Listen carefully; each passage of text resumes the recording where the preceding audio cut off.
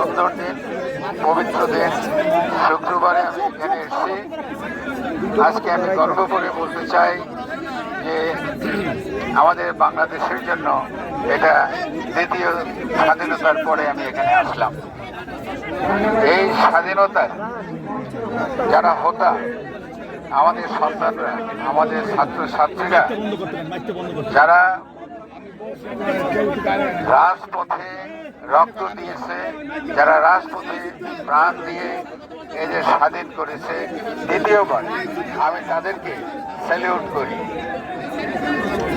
আমি স্যালিউট করি ওইসব পিতা মাতাদেরকে যারা তাদের সন্তানদের সঙ্গে এই দেশ দ্বিতীয়বার স্বাধীন করার জন্য মাঠে নেমেছিল। আমি স্যালুট করি সেই সব শিক্ষক শিক্ষিকাদেরকে যারা তাদের ছাত্রছাত্রীর সঙ্গে এই দেশ দ্বিতীয়বার স্বাধীন করার জন্য মাঠে নেমেছিল। আমি স্যালুট করি এই দেশের আপামর জনসাধারণকে, আবাদ বৃদ্ধ বনিতাকে, যারা তার সবার সঙ্গে কাঁধে কাঁধ মিলিয়ে মাঠে নেমেছে, জীবন দিয়েছে, রক্ত দিয়েছে এই দেশ স্বাধীন করার জন্য। আল্লাহর রহমতে দেশ স্বাধীন হয়েছে। এখন যে কথাটা চিরসত্য, সেটা হলো স্বাধীনতা অর্জনের চাইতে স্বাধীনতা রক্ষা করা আরো কষ্টকর। আমাদের কষ্ট করতে হবে।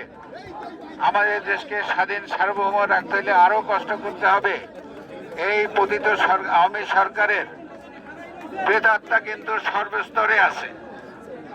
এই শেখ হাসিনা, যাকে পৃথিবীর কোন দেশ আশ্রয় দিতে রাজি হয় নাই, তাকে ভারত আশ্রয় দিয়েছে। শুধু আশ্রয় দেয় নাই, ভারত তাকে অফিস, বিভিন্ন রকম গাড়ি বাড়ি, বিভিন্ন রকম ফেসিলিটিস দিয়েছে এবং ওইখান থেকে সেই দেশকে অস্থিতিশীল করার জন্য চেষ্টা করতেছে। এবং এই দেশের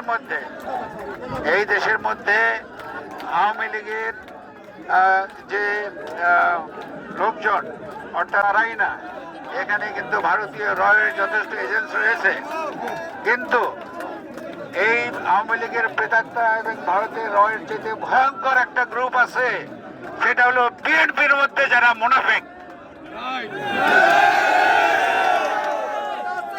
আপনাদেরকে আরো কিছু বলবো ভাইয়েরা আমার। আমরা এই যে আন্দোলন দেখেছি, এখানে ছাত্রছাত্রী আল্লাহর রহমত হিসেবে এসে পৌঁছেছিল, তদ্রূপ আল্লাহর রহমত হিসেবে আমাদের প্রফেসর ইউনূস সাহেব এসেছেন এবং আমাদের তত্ত্বাবধায়ক সরকারের প্রধান হয়েছেন। তাকে সাহায্য সহযোগিতা করতে হবে। আমাদের প্রত্যেকটা ডিপার্টমেন্ট, সেই শিক্ষা ডিপার্টমেন্ট বলেন, সেই ধর্মনীতি বলেন, সেই সমাজনীতি বলেন, অর্থনীতি বলেন, ধ্বংস করে দিয়ে গেছে। এগুলোকে আবার ঠিক করতে হবে। এগুলোকে সংশোধন করে ঠিক করে আমাদের একটা সুষ্ঠু, সুন্দর, নিরপেক্ষ নির্বাচন দিতে হবে। যে নির্বাচনে জনগণ যাকে পছন্দ করবে, যাকে চয়েস করবে, যাকে ভোট দেবে, তারা এই দেশ শাসন করবে। এবং এখানে বলতে চাই, সুষ্ঠু, সুন্দর, নিরপেক্ষ নির্বাচন আমরা গত 16 বছরে দেখি নাই। আমাদের যেসব ছেলেমেয়েরা গত 16 বছর বা তারও বেশি যে ভোটার হয়েছিল, তারা কিন্তু এখন পর্যন্ত ভোট দিতে পারে নাই। কাজে আমাদের সর্বান্তঃকরণে চেষ্টা করতে হবে একটা সুষ্ঠু, সুন্দর, নিরপেক্ষ, গ্রহণযোগ্য নির্বাচনের জন্য।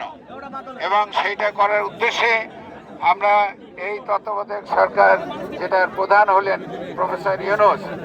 আপনারা জানেন, ইউনূস সাহেব একজন সাধারণ লোক না। এই বিগত সরকার, এই ভুয়া আওয়ামী সরকার প্রফেসর ইউনূসকে কত রকম অত্যাচার করছে, অবিচার করেছে এবং তাকে জেল বন্ধ দিয়েছে। আজকে দেখেন, প্রফেসর ইউনূসকে পৃথিবীর সবটা দেশ গ্রহণ করেছে। তাকে পৃথিবীর সব দেশ থেকে, এক ভারত ছাড়া সবাই থেকে কংগ্রেচুলেট করেছেন।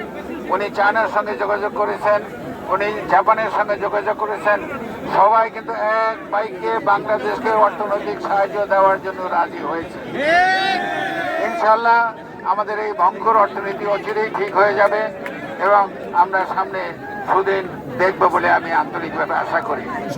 আপনারা সবাই আমাদের সেই সব ছাত্রছাত্রীদের ইন্তেকাল করেছে তাদের জন্য দোয়া করবেন, তাদের বিধি আত্মার মাগফিরাতের জন্য দোয়া করছি।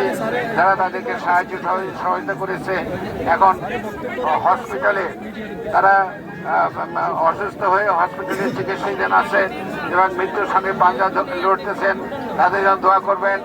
আমাদের নেত্রী, দেশ ও নেত্রী, গণতন্ত্রের মা ম্যাডাম খালেদা জিয়া, উনি অসুস্থ, ওনার আশু রূপ মুক্তির জন্য আমরা আপনাদের কাছে দোয়া চাচ্ছি।